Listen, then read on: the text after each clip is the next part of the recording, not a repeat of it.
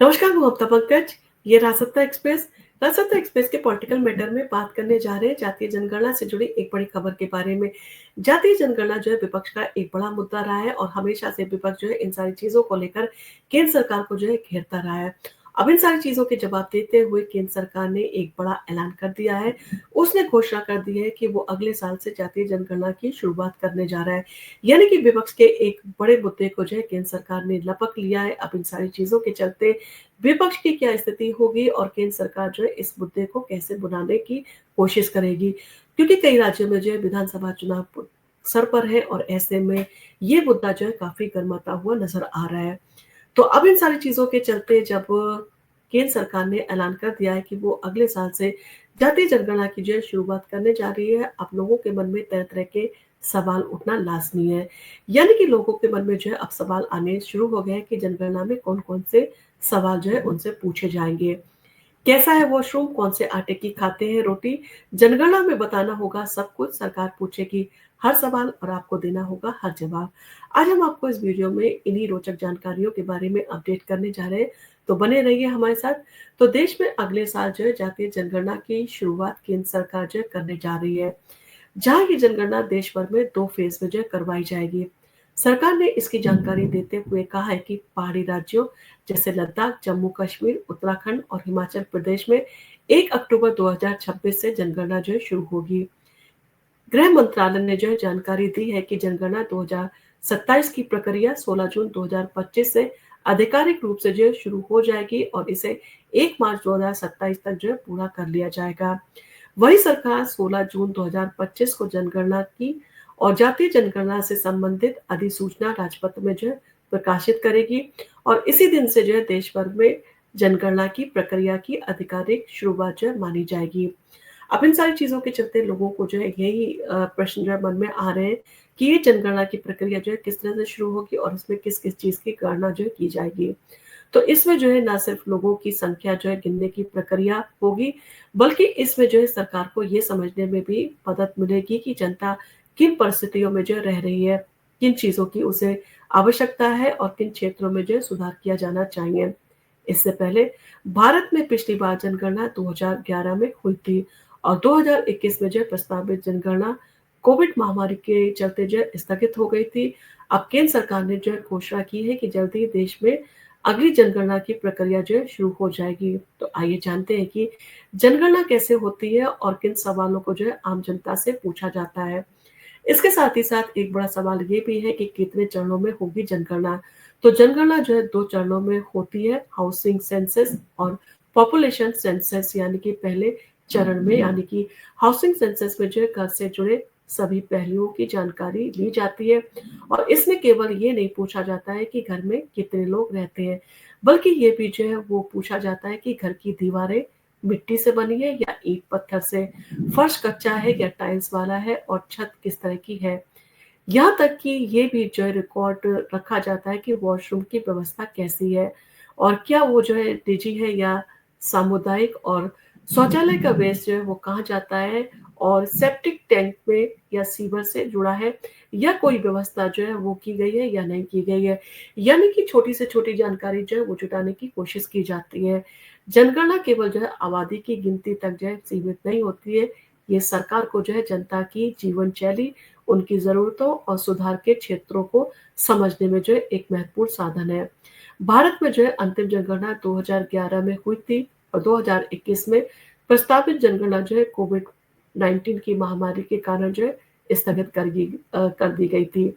अब केंद्र सरकार ने जो है घोषणा की है कि जल्दी अगली जो है जनगणना शुरू जो है की जाएगी और ये प्रक्रिया जो है 2 चरणों में होती है, हाउसिंग सेंसस और पॉपुलेशन सेंसस।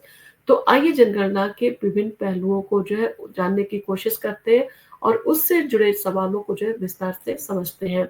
तो हाउसिंग सेंसस के बारे में बात करें तो इसमें घर की संरचना और सुविधाओं का लेखा-जोखा जो है रखा जाता है।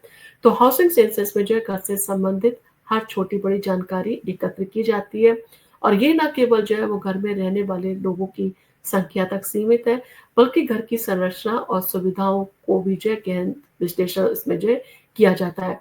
यानी कि आपका लाइफ़स्टाइल क्या है, किस तरह की आप लाइफ़ जी रहे हैं और आपके घर में जो है किस तरह की सुविधा है, किस-किस तरह की जो है वो आप लग्ज़रियस लाइफ़ जो है जीते हैं, क्या-क्या जो है आपको फैसिलिटीज़ मिली हुई है, इन सारी चीज़ों की जानकारी भी मुहैया जो है कराई जाती है। इसके साथ ही साथ दीवार, फर्श और छत की जानकारी भी जो है इसमें शामिल की जाती है। तो जनगणना में जो है ये भी दर्ज किया जाता है कि घर की दीवारें मिट्टी, ईंट, पत्थर या लकड़ी या किस सामग्री की जो है बनी हुई है। फर्श के लिए मिट्टी, सीमेंट, टाइल्स, पत्थर या बाँस जैसे विकल्पों को भी जो है नोट किया जाता है। छत की सामग्री जैसे कच्ची छत, टीन की छत और कंक्रीट की छत आदि भी जो है फॉर्म में लिखी होती है जिसको जो है आपको टिक करना होता है। इसके अलावा घर में शौचालय की उपलब्धता जो है कैसी है ये भी जो है पूछा जाता है। वही जो है परिवार की आय, घर का आकार, संपत्ति जैसे वाहन, घर में जो उपयोग होने वाली वस्तुओं की गुणवत्ता महँगी या सस्ती है, ये भी जानकारी जो है वो हासिल जो है वो की जाती है। इसके साथ ही साथ खान-पान और रसोई की व्यवस्था के बारे में भी जो है सवाल पूछे जाते हैं। तो जनगणना में जो है परिवार की खान-पान की आदतों पर भी जो है नज़र रखी जाती है। सरकारी कर्मचारी एक विस्तृत फॉर्म के माध्यम से निम्नलिखित जानकारी एकत्र करते हैं। जैसे परिवार में जो है खपत होने वाले अनाज, गेहूँ, ज्वार, बाजरा, रागी आदि की जानकारी भी ली जाती है। साथ ही जो है खाना पकाने के लिए उपयोग में आने वाले ईंधन के प्रकार जैसे एलपीजी, सीएनजी, लकड़ी, गोबर के कंडे या चूल्हा भी जो है वो दर्ज किया जाता है कि आप किस तरह की जो है वो सुविधा का इस्तेमाल खाना पकाने के लिए जो है करते हैं। वही आधुनिक जो है युग में तकनीकी सुविधाओं का भी जो है आकलन किया जाता है। जनगणना का हिस्सा जो है जिसमें घर में वाईफ़ाई कनेक्शन की भी उपलब्धता है या नहीं है, ये भी जानकारी जुटाई जाती है और इससे जुड़ी जो है डिवाइस की संख्या जो है वो दर्ज की जाती है। इसके अलावा परिवार के पास जो है मौजूदा टीवी डिस्कनेक्शन, रेडियो, स्मार्टफ़ोन और अन्य इलेक्ट्रॉनिक जो उपकरण हैं, उनकी जानकारी भी जो है इसमें एकत्रित की जाती है कि आप किस तरह की जो है सुविधाओं का जो है लाभ उठा रहे हैं और आप इनको जो है कैसे मेंटेन कर रहे हैं। व्यक्तिगत और सामाजिक जानकारी भी जो है इसमें हासिल की जाती है।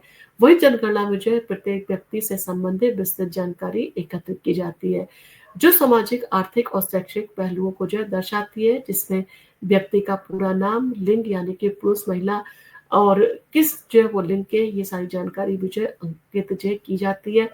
जन्म तिथि, माता-पिता का नाम, वैवाहिक स्थिति, स्थायी और अस्थायी पता, परिवार के मुखिया से संबंधित जानकारी, इसके अलावा धर्म, जाति, जनजाति, संप्रदाय और इन सारी चीज़ों से संबंधित भी जो है सवाल पूछे जाते हैं, यानी कि अगर कोई दिव्यांगता है तो उसका भी जो है विवरण इसमें माँगा जाता है।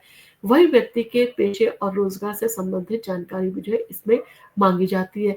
यानी कि आपके रहन-सहन, आपके खान-पान, आपके घर से जुड़ी जो है बारीक से बारीक जानकारी जो है इसमें एकत्रित की जाती है और इसका मकसद यही होता है कि ये सारी जानकारी इकट्ठी करने के बाद में जो है वो सरकार के पास में जो है वो दी जाती है और सरकार इन सारी जानकारियों के चलते जो है वो अपनी योजनाएँ भी काफ़ी सफलता के साथ जो है बनाती है।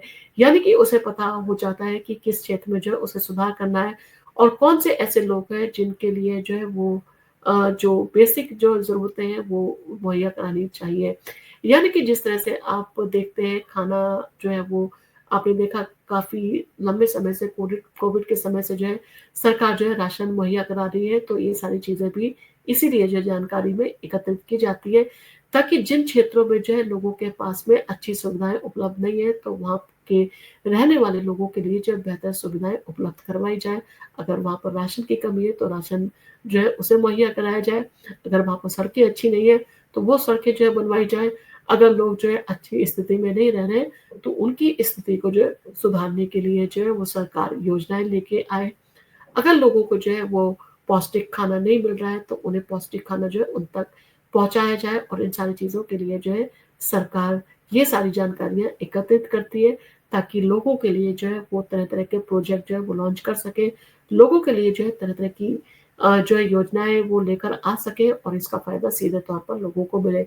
यानी कि लोगों की जो है आर्थिक, सामाजिक स्थिति जो है पता होना ज़रूरी है क्योंकि अगर आपकी स्थिति जो है पता होती है तो सरकार उसके हिसाब से जो है योजनाएँ जो है अपनी बनाती है और उन योजनाओं की सफलता जो है इसी जनगणना के आधार पर जो है वो की जाती है।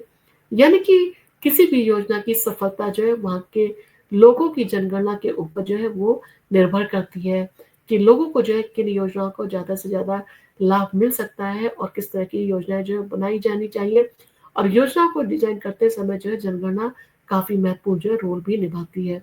आपका इन सारी चीज़ों को लेकर क्या कहना है? क्या आपको लगता है कि विपक्ष का जो मुद्दा था वो काफ़ी महत्वपूर्ण था और सरकार ने वक़्त रहते जो है इस मुद्दे को समझ लिया है और सरकार ने जनगणना का जो है ऐलान कर दिया है?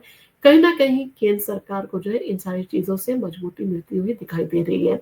वहीं पर विपक्ष का एक मजबूत मुद्दा जो है उसके हाथ से खिसक गया है। अब इन सारी चीज़ों के चलते विपक्ष को नए मुद्दों की तलाश होगी कि विपक्ष जो है आने वाले समय में कौन-सा नया मुद्दा जो है उछालने वाला है। आपको अगर हमारा वीडियो पसंद आया हो तो आप इसको लाइक कीजिए, शेयर कीजिए। आप इसके ऊपर जो है कमेंट करना भी ना भूलें। आपका जो है कमेंट हमें काफ़ी मोटिवेट करता है और हमें नए वीडियो बनाने की प्रेरणा भी देता है। आप अगर हमारे चैनल पर पहली बार आए हैं और आपने अगर हमारे चैनल को अब तक सब्सक्राइब नहीं किया है तो हमारे चैनल को सब्सक्राइब करना ना भूलें। धन्यवाद।